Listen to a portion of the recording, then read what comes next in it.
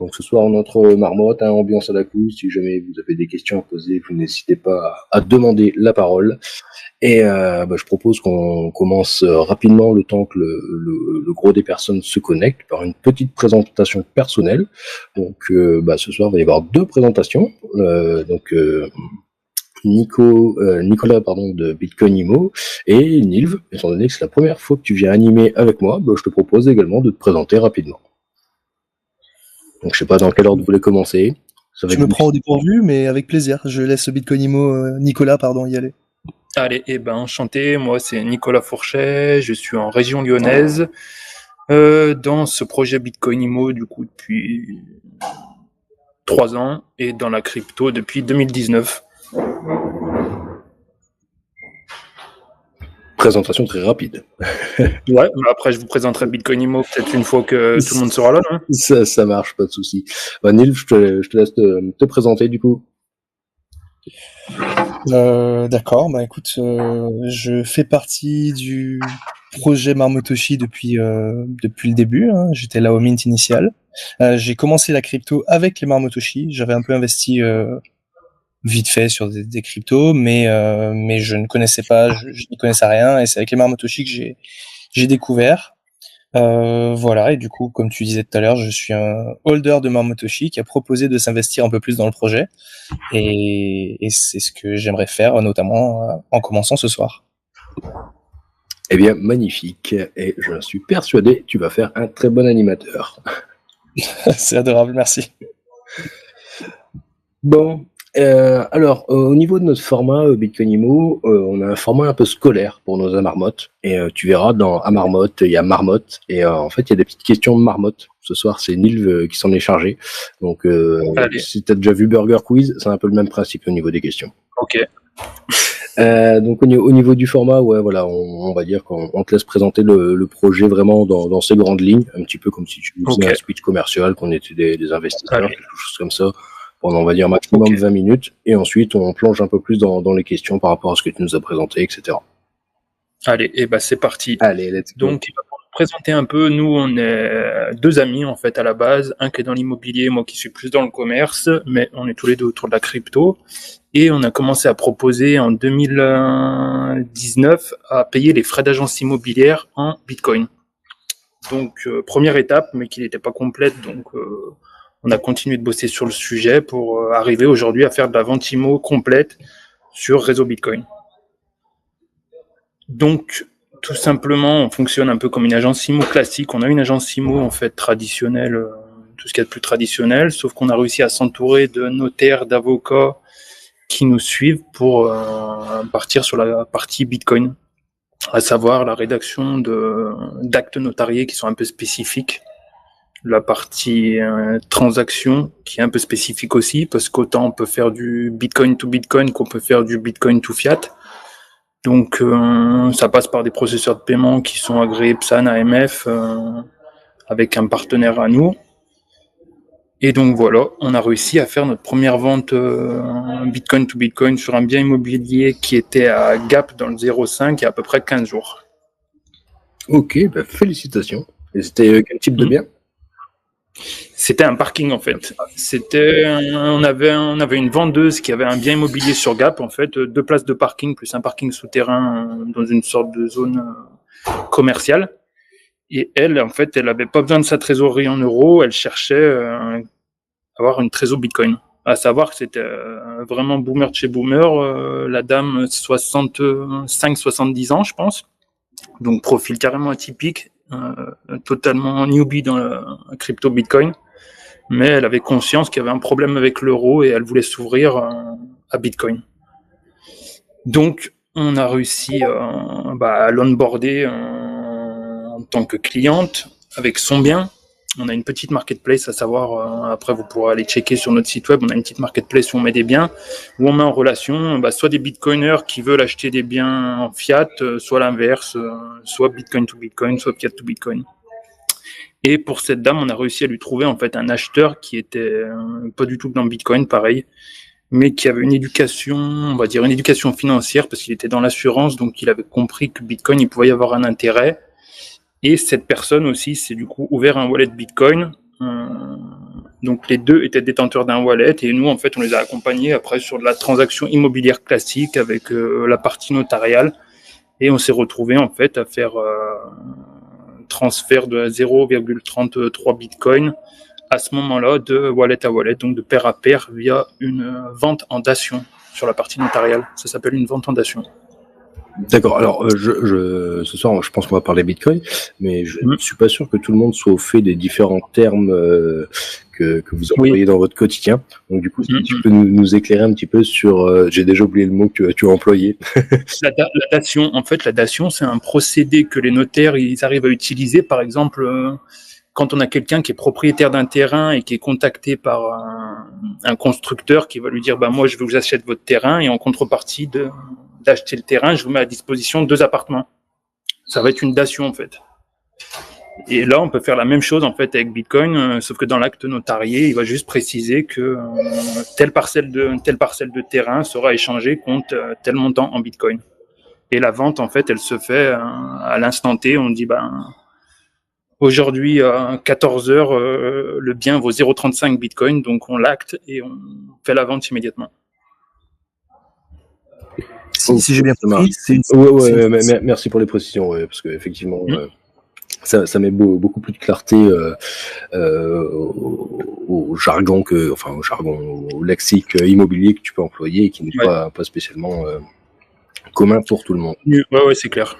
Parce que je pense que effectivement, parmi les bitcoiners, il y en a peut-être certains aussi qui ne sont pas encore propriétaires, qui, avec la montée du cours, veulent le devenir. Et je pense qu'il n'y a pas que la barrière de trouver en bitcoin, il y a aussi la barrière de reprendre un petit peu l'immobilier, etc. Tout, parce que je pense qu'il y a plein de possibilités au niveau immobilier dans ce qu'on peut faire. Carrément.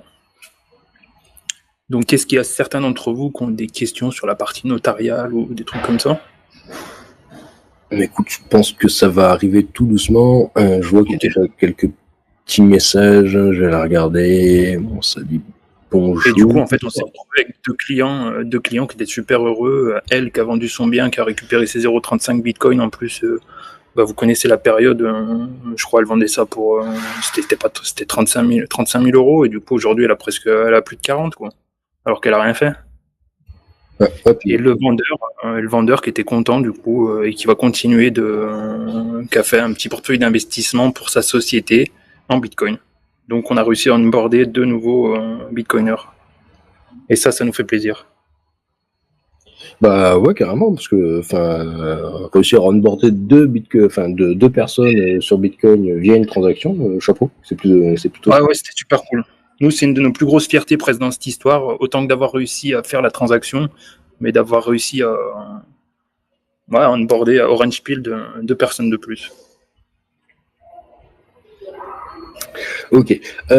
Du coup, la présentation est effectivement rapide. Donc, vous proposez tout simplement des transactions immobilières, tout ce qui est de plus classique, sauf que vous ajoutez la partie Bitcoin, c'est-à-dire pouvoir acheter et vendre en Bitcoin. Exact. Nilv, je ne sais pas si tu veux poser tout de suite une petite question marmotte pour mettre notre invité dans l'ambiance, ou si on commence d'abord à enchaîner quelques petites questions. Écoute, je peux, si ça vous va. Eh ben, allez.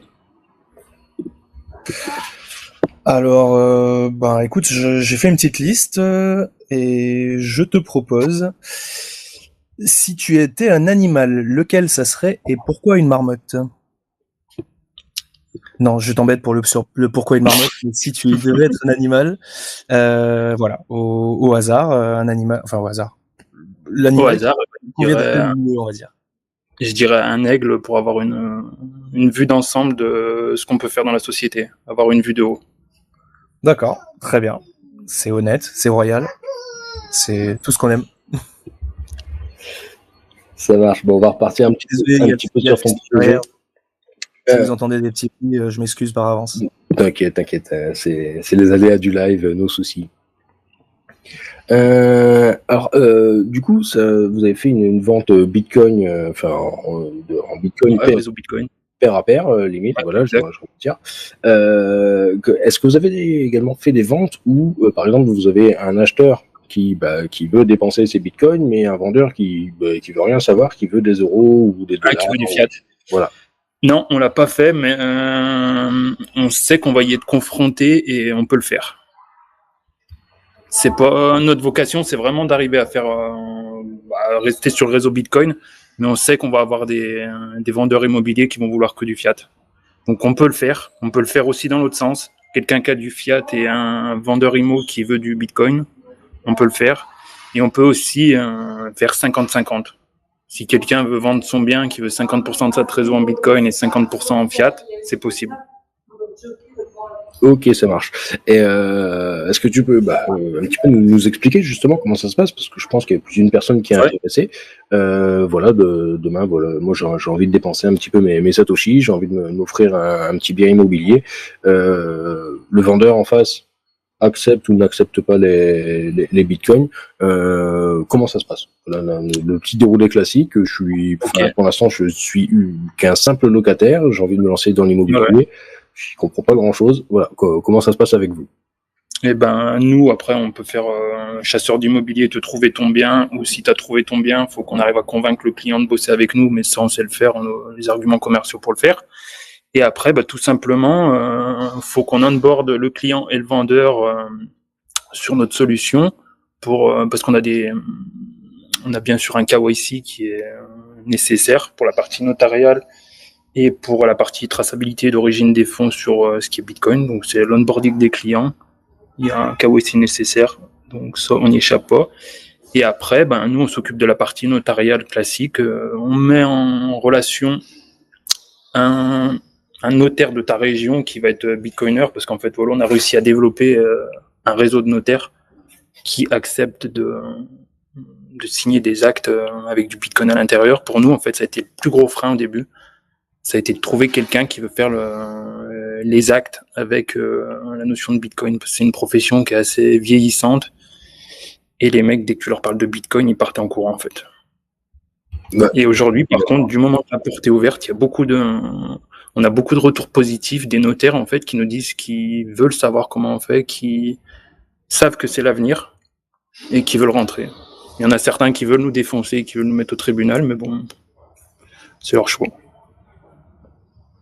Ça marche. Et du coup, tu parles donc qu'il y a un système de KYC. C'est un système de KYC supplémentaire à celui qu'on peut avoir traditionnellement chez un notaire, parce que je sache, en France, on peut pas acheter de manière anonyme un bien immobilier.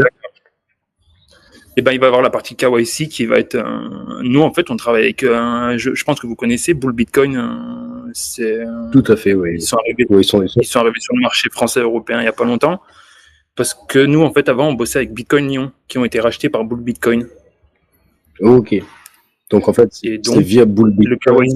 Le KYC se fait via Bull Bitcoin parce que eux, ils sont PSAN AMF, et après, on transmet les documents à la partie notariale. D'accord. Donc une fois qu'on a passé le KYC avec vous, pas besoin de représenter sa carte d'identité, tout ça chez le notaire. En fait, il y a un seul KYC.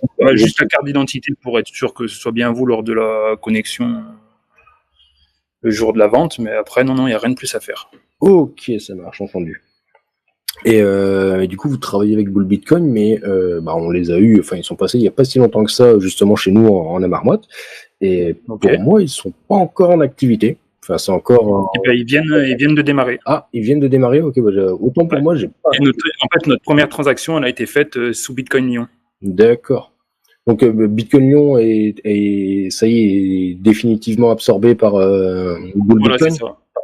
Voilà, c'est ça. Ok, d'accord. Parce que j'ai pas vu le tweet passer. En général, j'essaie de les suivre un petit peu justement pour savoir quand est-ce que ça allait démarrer. Et je pense qu'ils ont peut-être pas encore communiqué, mais ça devrait être la semaine prochaine. D'accord. Donc ouais, on va dire là, c'est plus la partie pro, peut-être que la partie pro elle fonctionne. La partie interface, etc. pour le grand public est pas encore opérationnel. Ok, ça marche. Si je crois que tout fonctionne, et je pense qu'ils attendent juste un peu de le créneau visuel pour faire un peu le buzz, je pense. Ok. Bon, j'irai tenter de leur soutirer un petit peu les verres. Voilà, plus d'infos. Dites-le, vous en avez entendu parler. Ça marche. Et après, en fait, la partie notariale, c'est comme une vente immobilière classique, sauf qu'il y a ce procédé de dation au milieu. Ok. Moi, je posais une dernière question avant de passer la main à Nive, qui je le sens, on a plus d'une à poser. Donc, visiblement, vous êtes en route depuis 2019-2020. si Ouais, c'est ça. Vous avez réalisé une transaction pour le moment. Comment vous faites pour vous en sortir? Comment vous faites pour faire rentrer des sous dans les caisses? Parce que j'imagine qu'une transaction sur 4 ans, ça permet pas de faire tourner la boutique. Après, Bitcoin Imo, comme je vous ai dit, au début, on était parti c'était vraiment pour le fun, accepter Bitcoin dans une agence Imo. Et après, on a quand même voulu, nous, on est des passionnés de Bitcoin, de tech et d'Imo, et même de business en termes généraux. On a gardé ça en fil rouge, mais c'était pas 100% de notre activité professionnelle. Et ça fait ça fait à peu près 6 mois qu'on a trouvé l'équipe complète, on va dire avoir des notaires associés, travailler avec Bitcoin Lyon. Ça fait 6 mois en fait que le projet est vraiment viable et que voilà. Mais c'est sûr qu'aujourd'hui on n'en vit pas. Ok, d'accord. Donc, en fait, pour l'instant, on va dire que les premières années, la boîte était créée, mais en mode dormante. Et voilà, c'est ça. Créer votre réseau, etc. Et vous avez chacun vos activités professionnelles à côté. Exact. Pour remplir le frigo. Exact. Okay, d'accord. Et non seulement le réseau, mais l'idée complète, parce qu'au début, on est parti sur des trucs. C'était des moutons à 3 pattes, en fait. Et on a perdu beaucoup de temps. On n'a pas forcément rencontré les bonnes personnes. Comme vous savez, dans la crypto, il y a beaucoup d'incompétents et de gens qui veulent juste encaisser à court terme. Et donc, ça nous a pris pas mal de temps à arriver à aujourd'hui. Par contre, aujourd'hui, on a 100% sur ce qu'on fait. On a toute l'équipe avec nous. C'est magnifique. Enfin, d'une manière générale, vaut mieux prendre son temps et bien faire les choses que d'aller trop vite et à la première marche. Donc, je vais passer la main à mon collègue Nilv pour poursuivre les questions. Nilv, c'est à toi. Alors, avant une autre question à Marmotte, on a quelques questions dans le chat, entre guillemets. Il y a Corben Dallas qui demande comment vous faites avec la volatilité. En fait, on a établi un prix en euros au départ. Et ce prix en euros, on le conserve jusqu'à la dernière minute. Et quand toutes les personnes sont réunies au moment de l'acte notarial de la vente, on dit 100 000 euros, tant de bitcoin. À ce moment-là, on se met d'accord. On part sur, je sais pas, aujourd'hui, c'est 1 bitcoin. Donc, on acte pour 1 bitcoin la transaction. Et pendant les 2 minutes 30 que va prendre la transaction, on s'expose un petit peu. Ok, mais du coup, je m'y connais pas particulièrement en immobilier. Mais donc, ça veut dire qu'il n'y a pas de... Parce que je crois que tu as une promesse de vente, normalement, non que tu... Ouais, c'est ça, ouais, c'est ça. Et la promesse de vente, elle est encore aussi...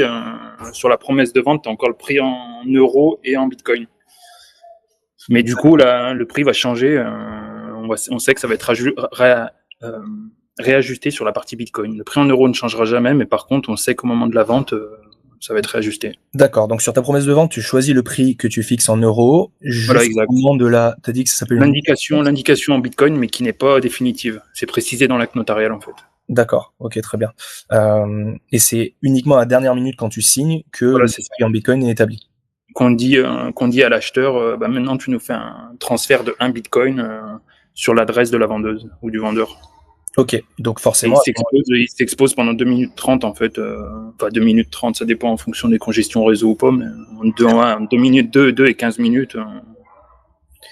Et forcément, à ce moment-là, t'as plus de... À partir du moment où ça, c'est vraiment la signature, il n'y a plus de rétraction possible. Il y a plus Non, plus de retour en arrière. Ok, très bien. Je crois qu'il y avait une autre question. Donne-moi 2 secondes. Ouais. Alors voilà, il demandait, vous passez par qui pour ajouter les fonds? Mais du coup, ça c'est, je pense que tu y as déjà répondu. C'était, tu disais... C'est Boule. Ok. Très bien. Donc on a eu la réponse un peu plus tôt. Ça marche. Bah écoute, je vais te proposer, c'est des questions toutes gentilles, hein, juste pour détendre l'atmosphère. Alors, par exemple, si tu devais manger le même repas toute ta vie, qu'est-ce que ce serait? Ouais, compliqué là, hein. Arrête, il est gentil avec ses questions. Heureusement que t'as pas les miennes. Ultra soft, c'est mon premier soir, laisse-moi tranquille, Doc. On va dire, c'était caché 100% pur bœuf avec de la mayonnaise. Ok, d'accord. Tous les soirs de ta vie? Chapeau. Bah ouais, écoute. Hein. Balèze. Je t'en donne une autre. tu dois nous donner ta chanson Plaisir coupable. Ça, c'est pas de moi, c'est de Quotidien. À chaque fois qu'ils reçoivent un invité, ils ont une petite chanson Plaisir coupable. En tout cas, à l'époque où je regardais Quotidien. Voilà, donc Plaisir coupable, c'est une chanson que t'aimes bien, mais que t'oses pas trop avouer que t'aimes. Ou que t'as un peu honte d'aimer, quoi. Je dirais, il y a certaines chansons de Sébastien Tellier, je sais pas si vous connaissez, c'est vraiment un peu lover. Hein. Ok. Non, je saurais pas vous citer le nom de la chanson, mais ouais, on va dire Sébastien Tellier. Très bien. Je connais pas, mais il y en a peut-être. Ah si, la chanson c'est Biarritz. Ok, Sébastien Tellier, Biarritz, je note et j'ai regardé ça tout à l'heure par curiosité. Voilà pour mes questions marmotte, je repasse la main à Doc. Hein. Allez. Du coup, on va continuer un petit peu à parler un petit peu du fonctionnement de votre entreprise. Comment vous gagnez des sous concrètement? Parce que du coup, il y a la partie notaire, etc. Et vous, de votre côté, comment vous y retrouvez? Comment vous faites tourner? Alors nous, en fait, on a plusieurs REM en fait. Notre modèle économique, il va être basé, en fait, je crois, on est sur 8 possibilités de rémunération. On va en avoir une qui va être, on va avoir une commission sur les transactions, qui va être variable en fait en fonction du montant de la transaction.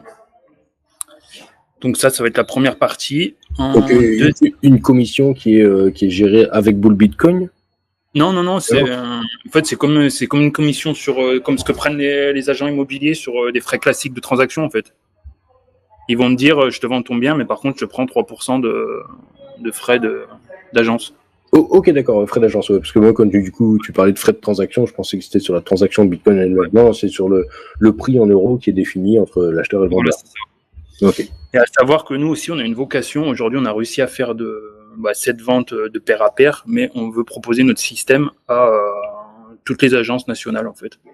On veut leur proposer une expertise crypto, une expertise notariale, une expertise juridique, la marketplace sur laquelle on bosse, une partie éducative parce qu'on a une petite formation en fait en 10 modules qui est dédiée aux possibilités de l'immobilier et de Bitcoin, savoir ce qui est possible de faire, ce qui est pas possible de faire, qui est dédié en fait aux professionnels de l'IMO, aux agents commerciaux. Donc c'est fait partie des possibilités de rémunération. Après, il y a des possibilités de rémunération sur des mandats de recherche de chasseurs immobiliers pour si on nous demande de trouver un bien. Et on a quelques autres mandats, quelques autres options. On a environ 8 options où on va se rémunérer. Ok, ça marche. Et donc sur la partie de transaction Bitcoin en elle-même, je veux dire, il y a rien de spécifique. Ça reste en fait des honoraires classiques d'agence, si je puis dire, voilà, c'est ça. Par rapport aux prix en euros qui sont fixés traditionnellement. Ok, ça marche. Et vous avez pas peur que y ait des gros gourmands qui vous doublent justement avec votre formation? Parce que je suppose que du coup vous expliquez un petit peu tout. Et non, après c'est un gros de l'immobilier français qui déboule, pour pas citer de nom, et qui décide de vous couper un petit peu l'herbe sous le pied. Est-ce que vous avez pas peur de ça en proposant vos formations et en expliquant un petit peu tout comme ça? Si, c'est tout à fait possible, mais bon, de toute façon, nous, on part, c'est pas notre première expérience, on va dire, de business, et on sait qu'en général, quand il y a de la concurrence, souvent, ça tire le marché vers le haut, même si on sait que certains peuvent venir avec des offres bien meilleures, mais bon, après, ils ont beaucoup de boulot, hein. Va falloir qu'ils aient la flexibilité que nous, on a pour pouvoir s'adapter à un marché où il y a un cadre légal qui est quand même assez flou. Et ça, il y a beaucoup de grosses structures qui ont un peu peur de s'y jeter dedans, je crois, pour l'instant. Et on reste quand même aussi sur un marché, faut pas se mentir, c'est du... Ouais, ça reste encore un peu un marché. C'est un micro-marché aujourd'hui. Nous, on y croit parce qu'on est passionné de blockchain, on va apporter quelque chose à la blockchain et Bitcoin, mais aujourd'hui, économiquement, je sais pas si les plus grosses entreprises, on va dire, je sais pas si tu parles d'un Keller Williams ou d'un truc comme ça, s'ils se penchent dessus, je sais pas. Mais en tout cas, on sait que ça peut arriver. Mais on est confiant par contre, parce qu'on a encore beaucoup dans notre sac à sortir comme solution. Ok, ça marche. Eh ben justement, tu m'as ouvert le pas pour les prochaines questions. Qu'est-ce que vous avez dans votre sac? Parce que j'ai vu passer une question tout à l'heure sur Twitter qui rentrait en un poil en contradiction avec la roadmap que j'ai lue sur votre site. Je sais pas, Ouais. tu vois de quelle question je veux parler? Ah, la tokenisation. Tout à fait. Ouais. Et ben en fait, la tokenisation, on y a beaucoup pensé. On y a beaucoup pensé à un moment. Et aujourd'hui, on se rend compte que c'est quand même complexe l'adoption des RWA en Europe avec Mika qui arrive. Il y a de grandes chances que ce soit très difficile à mettre en place. Et ça nous a fait faire un peu de rétropédalage là-dessus, justement. Ok, donc en fait, c'est encore affiché sur votre roadmap. Ouais, c'est encore. Ouais, mais faut voilà, la roadmap. Merci pour le. c'est plus au goût du jour. Non, c'est pas que c'est plus au goût du jour. On aimerait le faire, mais d'après ce qu'on a compris pour l'adoption des Real World Assets et Mika qui arrive en face, il y a quand même une certaine complexité qui, actuellement, ça va pas être possible. Ok, ouais, effectivement, je pense que vaut mieux attendre qu'il y ait quelque chose de clair et de savoir comment ça fonctionne plutôt que de se jeter comme ça, puis de dépenser des sous pour devoir faire machine arrière parce qu'il y a une loi qui vient de tomber. Ça fonctionne aux US avec, je sais qu'il y a beaucoup de personnes qui sont là-dedans sur Real IT. Ça fonctionne à l'étranger, mais en Europe, j'ai peur. Si je dis pas de bêtises, je crois qu'il y avait un projet en Europe qui s'était lancé. Ouais, The Block, ouais. Non, eux, ils font une banque, mais ils font pas de RWA sur l'IMO, il me semble. Je crois qu'il y avait une boîte, ils étaient même à Lyon, je crois que ça s'appelait le Bloc, un truc comme ça. Ils avaient un logo. J'avais compris de Bloc. Ouais, peut-être The Block ou le Bloc. Attends, je vais retrouver. Je reviens. Ah, j'arrive. Mais ouais, il y a des Français qui travaillent là-dessus, je sais pas. Ok. Et du coup, vous l'imaginez comment? Parce que j'ai vu parler de BRC20. Est-ce que donc moi je vais être franc, hein, je ne suis pas partisan de rendre BTC un espèce de couteau suisse où on fait tout et n'importe quoi dessus. Pour moi, si on commence à faire du RWA, tout ça, ça a plus sa place sur de l'EVM que de surcharger la chaîne BTC et de faire exploser les filles et puis rendre des transactions complètement impossibles, quoi. Je suis d'accord avec toi là-dessus aussi. Ouais, c'est vrai qu'à la base, on avait pensé à ça parce qu'en plus, nous, on a vraiment cette transparence de vouloir rester sur Bitcoin seulement et uniquement. Et c'est pour ça qu'on s'était imposé ça, mais c'est vrai que ça complexifie encore la chose et ça la rend encore moins viable pour nous. Mais de toute façon, franchement, dans le futur, ça se fera certainement pas pour nous et donc ce sera pas sur BRC20. Ok, ça marche. Et ce sera pas du court. Non mais ouais, des fois je pense que ça fait pas de mal de se recentrer et de dire que voilà, on a eu les plus gros que le ventre, c'était affiché sur la roadmap. Après c'était un truc qui était quand même assez lointain, si je dis pas de bêtises. Ouais, c'est ça, en plus c'était assez loin et on se rend compte que le retirer, vous le retirez de la roadmap, vous faites une petite communication dessus, limite ça va peut-être rassurer des gens en se disant il part pas là-dedans, il reste juste sur un système classique pour utiliser ces BTC. Et je pense que l'immobilier, effectivement, ça reste quand même quelque chose qui peut très bien convenir à l'usage de BTC au vu de la valeur que ça prend au fil des années. D'accord avec toi. Et je suis aussi d'accord sur le point que BTC n'a pas forcément un intérêt à avoir ce type de...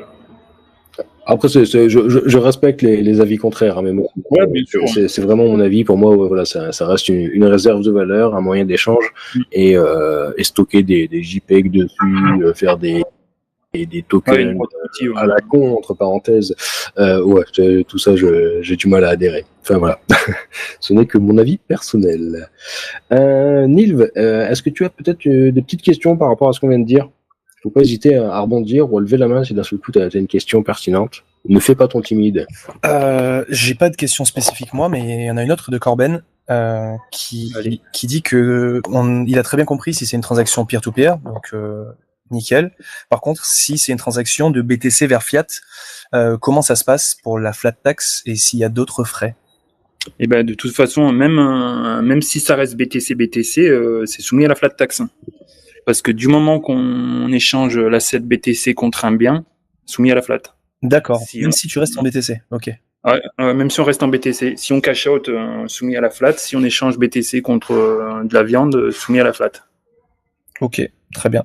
Bah, je pense que Donc ouais, malheureusement, on détourne pas ce problème de flat tax et on sait qu'en fait, nous, c'est un problème majeur dans notre business plan actuel parce qu'on sait que pour les bitcoiners français, nous on l'est, donc ça nous fait chier de payer 33% de taxes, carrément. bien sûr. Donc c'est pour ça que notre projet, il a pour but aussi de s'internationaliser, d'attirer des clients qui viennent de zones où les taxes sont plus comment dire, ouais, Ils sont moins étouffants. Bien plus crypto-friendly, voilà, attirer de l'investisseur un peu étranger sur le territoire français qui voudrait acheter un bien, ou pareil, guider certains clients français qui voudraient aller acheter des biens sur des endroits où ce serait plus avantageux pour eux. Parce que c'est sûr que nous on est conscient du truc, les 33%, c'est un frein énorme pour notre business. Clairement. Et question toute bête, mais admettons comme ça, dans l'hypothèse, je possède une entreprise en Suisse, au Luxembourg, à Andorre, enfin bref, une destination dans le genre, et je souhaite faire l'acquisition du bien en France. C'est également soumis à la flat tax ? Ça dépend en fait du régime fiscal de ton entreprise, où elle est située. D'accord. Et ça, c'est vraiment ça pour nous, ça va être vraiment ça c'est pareil, c'est une partie où on travaille beaucoup dessus. Aujourd'hui, on essaie de proposer des solutions. On va dire, on arrive à recroiser. Il y a des types d'investissements, je sais pas comme vous deviez connaître, peut-être la loi de Normandie où il y a des ça nous aide un peu à gommer en fait quelqu'un qui veut investir sur de l'immobilier, au lieu de payer 33% de flat tax, on va essayer de le tomber à 12 ou un truc comme ça, mais seulement par investissement croisé. D'accord, bah là je pense que déjà tu vas pouvoir développer un peu plus, parce qu'à mon avis, il y en a une paire qui ont commencé à tendre l'oreille et qui aimeraient savoir comment passer de 30 à 12. Et ben aujourd'hui, en fait, en France, il y a je crois aujourd'hui, c'est le dernier véhicule d'investissement qui est possible aujourd'hui, où on a un crédit, il y a une remise d'imposition en fait, et qui permet de gommer la flat tax, où on va presque perdre 20%. Ça s'appelle la loi de Normandie. Et si on couple ça sur un investissement crypto, ça nous permet justement de limiter le mal que fait la flat tax. Et après, il y a d'autres choses qui sont dans les tuyaux aussi. On ne sait pas, ça devrait arriver demain. Il y a une entreprise française franco-européenne. Il y a une solution aussi sur le collatéral Bitcoin. Mais ça n'existe pas encore. Ça existe aux États-Unis par le biais de Aave ou des protocoles de ce genre-là en DeFi. Et ça, c'est pareil. On est plus soumis aux 33% de flat. Ouais, effectivement, oui. Il y a une entreprise qui opère en Europe et qui permet de faire ça avec du vrai fiat. Vous pouvez peut-être vous rapprocher d'eux. J'aurais pas de contact à vous filer, mais Nexo. Ok, ouais, je connais. Donc, ouais, voilà, il y a eu pas mal de rumeurs sur eux, etc. Ouais. Mais enfin bon, ils sont toujours là, ils tiennent la baraque. Ouais, carrément. Et en fait, ils proposent tout simplement, effectivement, de faire un système d'emprunt qui permet, globalement, de passer à travers tout ce qui est système de taxes, etc. quoi. Ouais. Et puis, par le biais du collatéral aussi, il y a un réel intérêt pour les bitcoiners qui veulent pas se séparer de leur asset. Oui, tout à fait. Ouais, ça permet grosso modo, de laisser rouler la dette jusqu'à vendre 10% de ce qu'ils comptaient vendre. Voilà, c'est ça, exactement. Et c'est vrai qu'aujourd'hui, nous, c'est vraiment dans le développement. Actuellement, on bosse là-dessus aussi pour sortir ces produits. Aujourd'hui, on a sorti le produit classique où on peut faire de la vente, tout ce qu'il y a de plus simple, mais on sait qu'on se fait déboîter par la flat.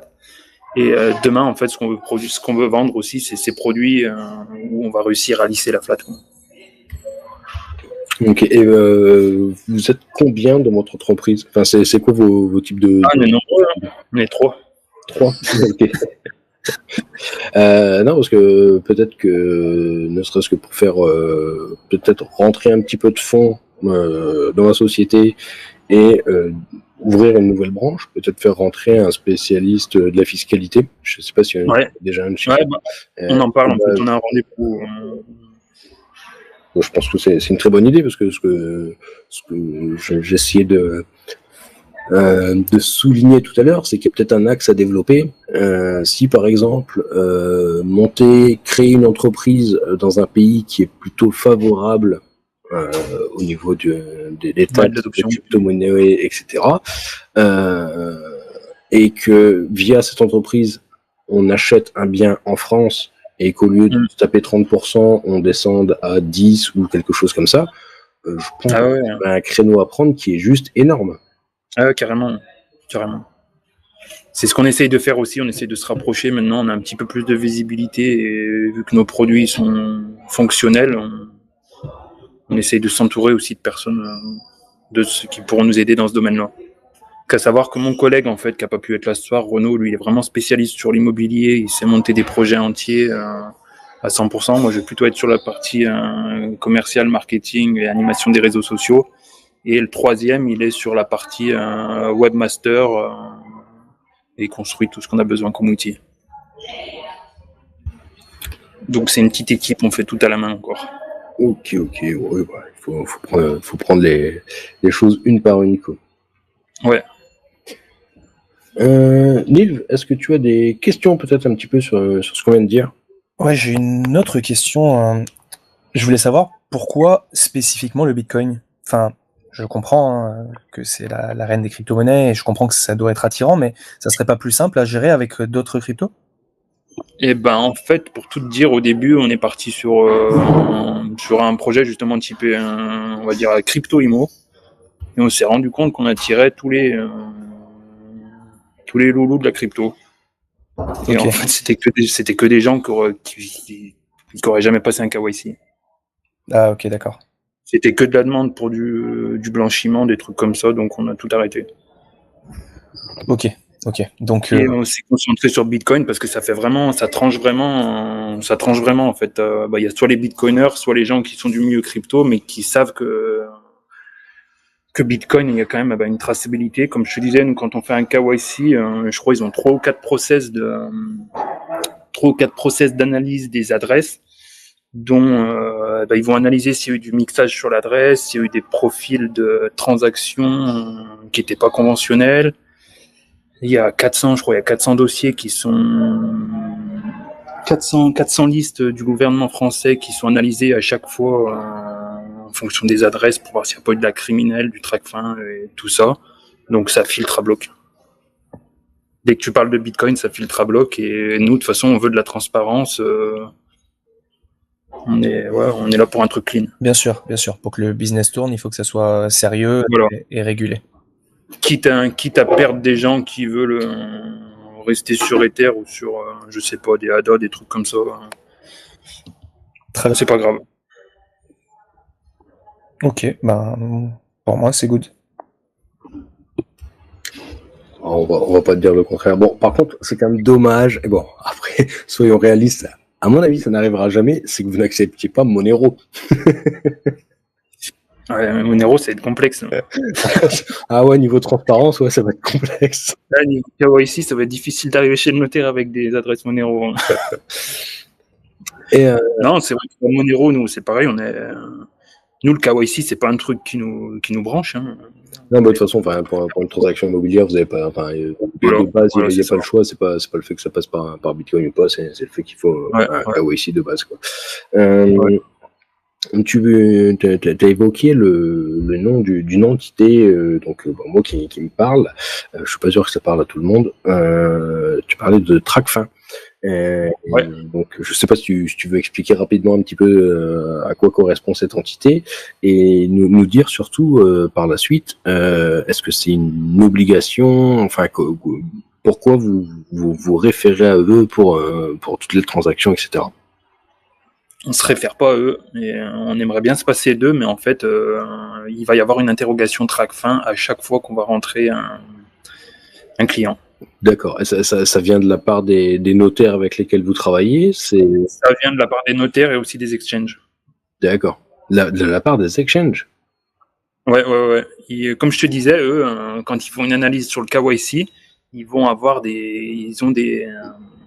ils ont 400 listes. Ah oui, non, enfin, grosso modo, pour les personnes qui nous écoutent et qui ne connaissent pas TracFin ou TracFin, selon comment on le prononce, voilà, c'est le système de surveillance des flux bancaires, enfin des flux monétaires, parce que ça ne surveille pas que les banques, des flux monétaires numériques au niveau de la France. Donc, ouais, effectivement, ils ont accès à... ils peuvent solliciter Binance, ils peuvent solliciter Kraken, Voilà. bref, ils peuvent solliciter tout le monde. Il y a aucun débat là-dessus. Mais du par contre aussi, on parle de TrackFin sur un point négatif, mais dans un point positif, ils communiquent aussi sur tout ce qui est terrorisme, blanchiment d'argent, quoi. Et quand tu veux pas être, il y a un échange qui se fait avec eux il est négatif pour certains clients, il est positif pour une partie de la population. Oui, effectivement, ça permet, on va dire, de montrer pas de blanche si eux vous disent qu'il n'y a pas de souci, etc. Moi, plus la partie qui m'a interrogé sur ta dernière phrase, c'est qu'ils peuvent demander au niveau des exchanges. Parce que, je veux dire, moi, demain, j'ai tout sur mon wallet, je veux faire une transaction IMO, j'ai pas besoin d'exchange, et limite, j'en veux pas. Ah ouais, si tu le fais. Mais nous, de toute façon, on est obligé de... Ok, d'accord, c'est juste par rapport aux adresses qu'on fournit, etc. Voilà, c'est ça. Il y aura une analyse. Et du coup, il faut fournir en amont l'adresse qu'on va utiliser pour payer. C'est ça. Ok. Non, on est quand même soumis. Ok. Et quand on parle, là, du coup, je vais peut-être rentrer un petit peu dans la technique. C'est quand on parle d'adresse à fournir, on parle d'adresses qui vont dépenser les UTXO ou on parle de la XPub complète. XPub, non, c'est l'adresse, si je me trompe pas, l'adresse des UTXO. Ok, donc c'est. Alors ça, je te le validerai quand même, tu vois, je me le mets de côté et... Ça marche, parce que effectivement, je veux dire, si demain on a non, mais c'est pas la BTC sur son wallet et qu'on compte juste en dépenser 1 ou 2, il n'y a peut-être pas besoin de déclarer l'ensemble du wallet, mais juste en fait les adresses qui vont dépenser les BTC. Ouais. Okay. Ouais. Et je reviendrai vers vous pour vous valider ça quand même. Ça marche, pas de souci. Est-ce qu'il y a des gens dans le chat qui ont des questions? Je vais passer la main à Nive. Il y a Corben qui en a reposé une qui dit qu'il ne comprend pas comment il peut y avoir une flat tax sur une transaction en Bitcoin. Eh ben parce qu'en fait, Bitcoin, si tu fais un cash out, tu es soumis à la flat. Et Bitcoin, si tu l'échanges contre un bien, tu es soumis à la flat. Ok. Et j'ai déjà vu des personnes sur Twitter dire non mais en fait vous achetez une montre en Bitcoin, etc., pas de flat tax. Non. En France, c'est en fait peu importe comment réceptionne le client ce que vous dépensez, donc soit il garde les Bitcoins, soit il le transforme en euros, bref il fait ce qu'il veut. À partir du moment où vous dépensez des BTC pour un bien ou un service, c'est assimilé à de la revente et donc flat tax. Voilà. Ouais, quel que soit le moyen d'ailleurs, que ce soit pour une baguette ou enfin. Oui. Ouais, ok. De toute façon, en France, il faut payer si on veut utiliser son argent. Mais c'est un énorme frein à l'adoption puisque du coup. Ouais, nous c'est énorme. Du coup, tu peux absolument rien faire. Tu n'as aucun intérêt à payer en crypto en fait. Il y a un intérêt personnel, on va dire. Oui, mais si tu te fais taxer sur chaque transaction. Mais bon, comme on est taxé sur l'euro, hein. C'est-à-dire tu te prends 20% de TVA à chaque fois que tu achètes du pain, quoi. Ouais, c'est vrai, mais c'est un peu différent. Hein. Voilà. Enfin, je veux dire, tu le sens pas passer, quoi. Non. Ouais, c'est vrai que 33%, tu le sens passer. Ouais, et puis parce que c'est dans le prix. Ouais, c'est de la flat. Le prix, tu le vois pas. Le prix, il est gonflé, donc c'est pour ça que Alors que là, tu sais que quoi que tu achètes, tu auras 33% de taxes à payer en plus. Ouais, sur la plus-value. Sur ta plus-value. Voilà. Au frein, mais bon, nous, ça nous empêche pas de vous dire, on continue de bosser parce qu'on veut vraiment, on a vraiment vocation à faire changer ce milieu, autant de l'immobilier et du notariat, d'apporter une partie blockchain à l'intérieur. Et on va pas lâcher, quoi. On continue, on apporte des solutions et on espère qu'on va réussir à apporter des solutions pour que fiscalement, ce soit plus intéressant pour tout le monde aussi.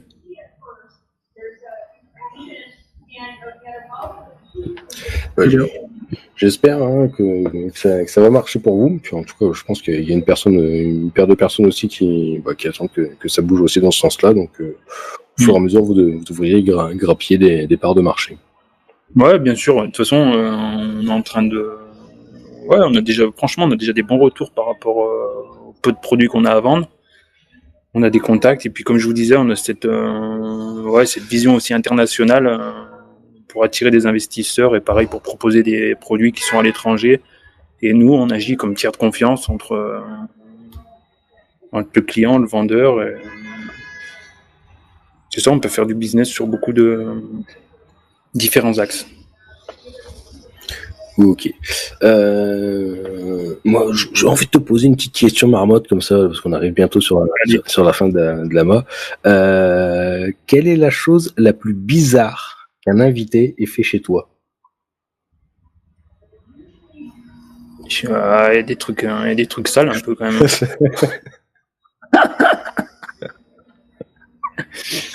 Une fois, il y a quelqu'un qui a pissé dans le coin du mur en pleine nuit. Ah, ça, c'est pas mal, c'est violent quand même. Ah, il était bien sous, il a cru que c'était des toilettes. Enfin, il a cru qu'il pouvait pisser dans un angle de mur, sauf qu'il était à l'intérieur. Ah ouais, chapeau. Ouais, je pense que ça... Il était fatigué, il était bien fatigué. Je veux bien croire.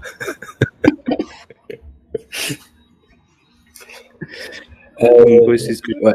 Je sais pas s'il reste des questions peut-être dans le chat qu'on a loupé. Moi j'en ai une autre. Alors je sais pas si allez. c'est celle-là dont on parle Anno, mais en fait ce qu'on voulait savoir c'est si quand tu signes ta promesse de vente, ton prix est fixé en euros. Ouais. Quel intérêt tu as, vu que tu es soumis à la volatilité pendant tout le temps où la vente se fait, quel intérêt tu as à ne pas vendre tes bitcoins et acheter directement en euros? Tu vois ce que je veux dire? Vu que tu seras coincé au niveau de la volatilité pendant les 2-3 mois. Ouais, après, ce qui se passe aussi, c'est que c'est quand même plus rapide de pouvoir faire une vente en bitcoin.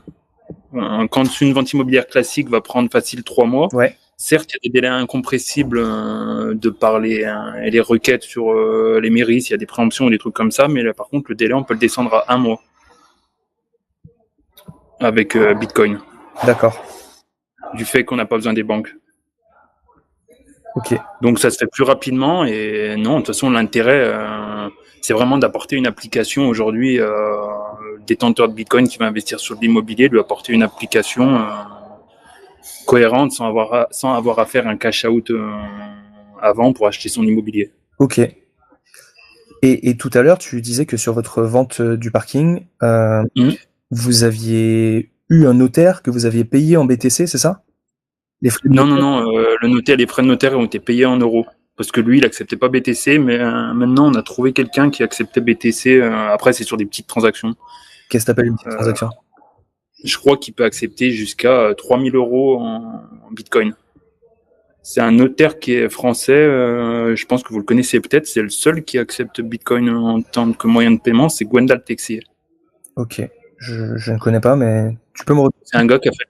Ouais, Gwendal Texier. Gwendal Texier. Et c'est vrai que ça peut être intéressant à interviewer. Ce gars aussi, c'est un bitcoiner pur et dur dans l'âme. Et lui, il a pour vocation justement pareil, à apporter un cadre légal sur des contrats notariaux qui sont dans le flou encore aujourd'hui avec Bitcoin. Et nous, c'est vraiment ce à quoi on bosse, c'est arriver, on développe notre contrat type pour que ce soit réutilisable plus facilement et qu'il y ait plus de notaires qui l'acceptent, à développer le réseau en fait. Ok, parce qu'on est d'accord que pour l'instant, du coup, tu peux pas être à 100% en BTC vu que tes frais de notaire sont... Voilà, c'est ça. Les frais de notaire, ils doivent être crédités en fiat. Ok. Parce que eux, dans leur compta, ils ne peuvent pas accepter, je crois, il y a quelque chose comme plus de 3 000 €. Ok, très bien, c'est noté, merci. Et puis, s'il y en a qui ont des biens immobiliers à vendre, on a une petite marketplace qui est gratuite où vous pouvez poster vos biens, si vous voulez. Ça marche. Il nous reste une petite dizaine de minutes. Je pense que c'est la bonne occasion de parler un petit peu de votre marketplace. Voilà. Et moi, je suis un gros débutant comme ça. Là, explique-moi comment je fais demain. J'ai 3 apparts. J'ai envie de m'en séparer d'un. J'ai envie de le vendre en BTC. Comment ça se passe? Eh ben, il y a un petit formulaire de contact où tu peux rentrer toutes les infos de ton appartement. Tes photos, tu le mets en ligne, nous on gère ça et si on a un client en face, on vous met en relation et... Ok, mais je parlais via le système de marketplace, c'est la même chose ou c'est différent? Ah ouais, la marketplace elle est à nous. On l'a fait développer c'est pour nous-mêmes, c'est que pour mettre des biens en Bitcoin. D'accord, mais du coup, ça passe quand même par une validation de votre côté avant de... Ouais, nous on la valide de notre côté avant. Ok, d'accord, c'est pas On reçoit toutes les infos. genre en mode Le Bon Coin où je me connecte et je poste une annonce de je vends ma maison en Bitcoin. Quoi. Non, ouais, tu fais une demande, on a toutes les infos et une fois qu'on la reçoit, on valide, on regarde que tout corresponde, que les images soient cohérentes et on la publie. Et après, on essaye de mettre en face un lead d'un acheteur qui souhaiterait posséder ce type de bien et payer en Bitcoin ou en fiat et utiliser notre processeur de paiement. Mais on a quand même but de créer une marketplace où on va être Bitcoin to Bitcoin. Ok. Et vous dites pas que ça serait, enfin, peut-être pas formuler ma question comme ça, mais est-ce que il y aurait pas plus d'attrait sur votre marketplace si c'était un petit peu libre, quitte à ce que on s'y attende, il y ait des rétractations parce qu'il y a des personnes qui d'un seul coup au dernier moment ou parce que monsieur ou madame dans le couple n'est pas d'accord pour finaliser la transaction en BTC ou un truc dans le genre, mais est-ce que ça permettrait pas de driver un peu plus de monde sur votre marketplace, de laisser ça un peu en mode Le Bon Coin, c'est-à-dire que, par exemple, d'autres vendeurs IMO ou des particuliers qui leurs biens. Mais c'est ça en fait, hein. C'est vraiment libre. C'est juste que nous on va faire une validation, mais la validation elle se fait dans les 5 minutes. Hein. D'accord, ok, ouais, c'est une validation simple. Enfin, je veux dire, je vous tiens. Ouais, c'est juste pour nous assurer de pas recevoir des photos de courgettes sur le site, quoi. Ok, ouais, je comprends. Ouais, non, j'avais compris ça dans le sens où vous faisiez une validation de. Non, on accepte tous les biens. Ok, d'accord. On travaille même avec il y a même des pros de l'IMO qui nous ont poussé des annonces. Nous, on est ouvert. On est vraiment ouvert en fait à développer ce marché d'amener une utilité de plus à Bitcoin dans le marché de l'immobilier national. Ok, ça marche. Moi, j'ai une dernière question parce que la route pour développer tout ça m'a l'air encore un petit peu longue, hein, sans vouloir vous freiner, etc. Mais c'est juste que voilà, il faut regarder les choses de manière un peu terre à terre. Est-ce que vous avez prévu de lever des fonds ou est-ce que vous avez prévu d'avancer tout doucement à votre rythme? Non, on a prévu une levée de fonds et d'ailleurs, on a un rendez-vous demain avec une société spécialisée là-dedans. Ok, super. Parce que c'est sûr que de toute façon pour se développer, on veut développer un réseau national, donc ce qui implique beaucoup de boulot. Donc une levée de fonds est nécessaire pour nous. Ok, et ça va être en mode traditionnel, equity, etc. Ouais. Ok. Il va pas y avoir de token. Non, on va pas tokeniser la société. Ok, impeccable. Traditionnel. Ok, super. J'espère que ça va bien se passer pour vous en tout cas. Je vous fais remonter un petit commentaire d'Anno, même si je ne le comprends pas forcément, mais il dit Marketplace, il manque les informations type DPE. Donc comme je ne sais pas ce que c'est le DPE. Ah ouais, DPE, diagnostic énergétique. Bah après ça va vraiment être le DPE. Nous, c'est pas une marketplace type Le Bon Coin. D'accord. Et millions d'euros. Mais par contre, si on a un contact effectivement pour un bien qui est listé sur la marketplace, après on va demander, on a une fiche de renseignement qui est bien plus conséquente. D'accord. Et après, il faut nous fournir des titres de propriété, des DPE et l'ensemble des documents nécessaires. Mais pour l'instant, on n'a pas une marketplace qui nous permet d'intégrer des DPE comme ça. Ok. Et la deuxième partie, il dit donc du coup manque les informations type DPE d'une annonce en ligne, tarif erroné. Alors tarif erroné, alors normalement non. Ouais. Je vérifie, mais je crois que j'ai vu passer un truc sur le site.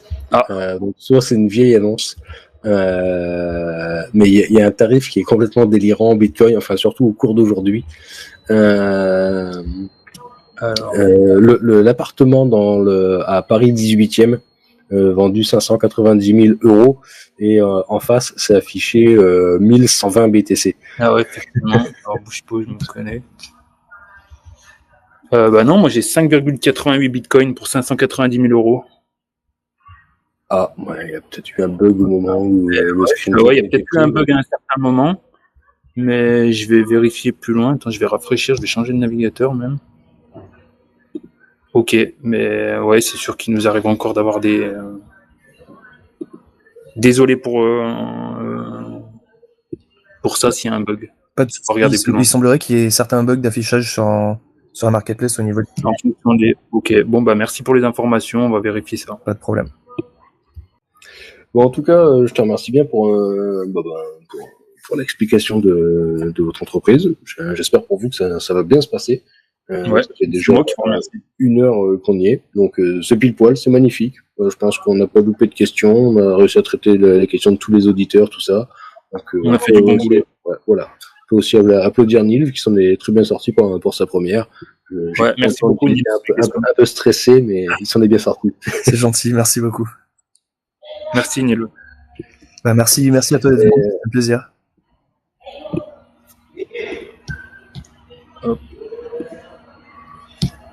En tout cas, ouais, mais merci de votre présence ce soir à tout le monde.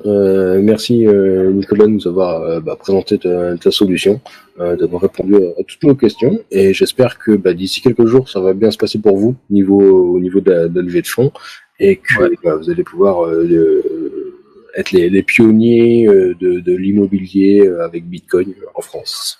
Bref. Eh ben, on espère aussi, en tout cas, on travaille pour et on va rien lâcher. Et on lâche rien. Impeccable. Et bien sur ce, merci à tous. Je vous souhaite une excellente soirée à tous. Encore merci de votre venue à tous. Merci de votre convivialité. Et je vous souhaite une excellente soirée. Ciao, ciao tout le monde. Merci à tous. Bonne soirée. Ciao.